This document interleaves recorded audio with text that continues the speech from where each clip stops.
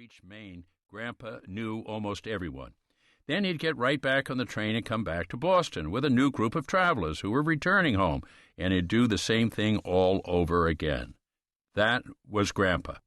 He connected with people and found novel ways to do it wherever he was, in front of the Old North Church, in a hotel while on vacation in Florida, in the kitchens of Boston restaurants, shaking hands with chefs, waiters, and busboys. He knew how to win votes, and he kept up his outreach to people from all walks of life long after he left office. He was always interested in learning something new, hearing people's concerns, and staying current on the issues that mattered most to them. Grandpa talked, but more important, he listened. He was also a student of history, and he made it come alive for me. "There's Bunker Hill, Teddy. Let me tell you about the battle there." And on he'd go, recreating the scene for me with his unique enthusiasm. He seemed to know every detail of the American Revolution, but what I remember most was his deep faith in the result of the Revolution, the American dream. To him it meant equal opportunity and opposition to prejudice wherever it existed. As the son of Irish immigrants, he suffered from prejudice himself. He told me about the signs in local shop windows that read, "No Irish need apply." But he also told me how he saw America persevere, overcome bigotry, and create opportunity for these new immigrants. He had fought in those battles himself, and he inspired me to do the same. In fact, all 8 of my great-grandparents reached for that dream. They had come from Ireland to these shores within 18 months of one another in the middle of the 19th century to escape the massive famine in their homeland. They dreamed of finding jobs, starting their own businesses, and giving their children a decent education. A nation dedicated to equality unleashed the energies of such people, and they loved America because of it. Grandpa was determined to continue waging that battle so others could take the same road. My family's religious views also demanded dedication to the needs and concerns of the least among us, and my parents passed that gift of faith on to all of their children. Every day we prayed at home or in church, and often at both places. My sisters and brothers and I all attended formal classes in religion and received the sacraments in our church. Our parents believed these lessons of faith would mold the people we would become. At the same time, they believed deeply in freedom of religion, without interference from government. They had endured ethnic and religious prejudice, and they wanted to end it. Freedom to worship in our faith could only be possible if others were free to worship in theirs. Still, the lessons we drew from our religious faith influenced our values and our vision of what America should be. For me, the most profound message is in the Gospel of Matthew. "For I was hungry, and you gave me food. I was thirsty, and you gave me drink. A stranger, you welcomed me. Naked, and you clothed me. Ill, and you cared for me. In prison, and you visited me." Similar themes are found in most of the great books of religion or philosophy. That sense of community and compassion, the belief that we are all in this together, has echoes in every moral system, whether religious or secular, and is at the heart of the great promise of America. I had just become a teenager when World War II ended, and I was deeply moved by the stories my brother Jack brought home from the war, and by the ultimate sacrifice my brother Joe had made on a highly dangerous mission in the service of our country. I met many of Jack's friends who had fought in the war, and I saw how proud they all were to have been part of something so much larger than themselves. I was 14 when Jack ran for Congress in 1946, but I remember what he told me shortly after he took office. He was taking me around Washington, pointing out the different landmarks. He showed me the White House, the Supreme Court, the Library of Congress, and finally the Capitol and the House and Senate office building. I loved it. Jack had the same knack as Grandpa for bringing history alive. But the thing that is seared in my memory and that has influenced the rest of my life is what my brother said to me at the end of our day of tutoring.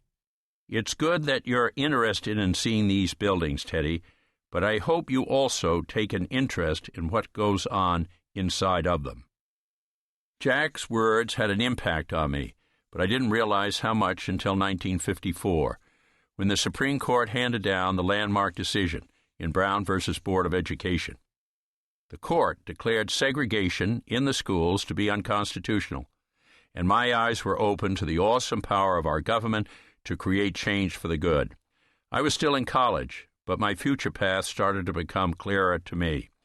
I heeded my brother's advice to take an interest in what happened inside the buildings in Washington, and I began to acquire a deeper understanding of government and its institutions. America worked, I realized, because its three separate but equal branches monitored one another. When two of those branches failed to protect the rights of Americans, the third often rose to the occasion. In the Brown decision, the Supreme Court stood up when Congress and the President did not. The Court's 1954 decision focused the nation's attention on the racial inequality that still plagued America nearly a century after the Civil War. It was a time when Martin Luther King Jr. began to lead the way forward. He had earned a doctoral degree at Boston University School of Theology in 1955, at a time when I was becoming deeply interested in politics. And although I didn't meet him personally until the 60s, I was riveted, as was much of the nation, by his unsurpassed eloquence and moral force. By the time my brother was elected president in 1960, the issue of racial equality had become central to the American agenda. In 1962, I was honored to be elected to represent Massachusetts in the United States Senate and to join with others to be a voice for positive change. I made my maiden speech in the Senate in support of the Civil Rights Act of 1964, and I was proud to be part of the great battle for equality. For much of my career, we were winning the battle, step by step, but it was by no means easy. Violence, tragedy, bloodshed, and loss marred those early years, but Dr. King and the many foot soldiers he inspired had created a powerful, nonviolent movement that kept the issue at the forefront of our national discourse. At the national level, President Kennedy and then President Johnson spoke eloquently and directly to the nation about the need for change. We had courageous political leaders who staked their careers and their lives on making America a better and fairer nation. Robert Kennedy, Byron White, Burke Marshall, Nicholas Katzenbach, and Harris Wofford in the Justice Department, to name a few. Mike Mansfield, Hubert Humphrey, Phil Hart, and Everett Dirksen were similar leaders in the Senate.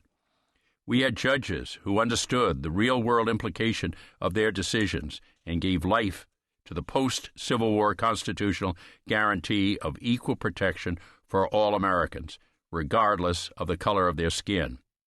J. Skelly Wright, John Minor Wisdom, Frank M. Johnson, and Earl Warren were just a few of the judicial heroes of the time. We joined together as a nation, Democrats and Republicans, blacks and whites, women and men, to bring meaning to the profound words inscribed in stone over the entrance to the Supreme Court, equal justice under law. A century after the Civil War ended, we outlawed racial segregation, eliminated the poll tax that barred many African Americans from voting, guaranteed equal access to public accommodations, outlawed job discrimination because of race or gender, and passed the Fair Housing Act. These were more than simply laws.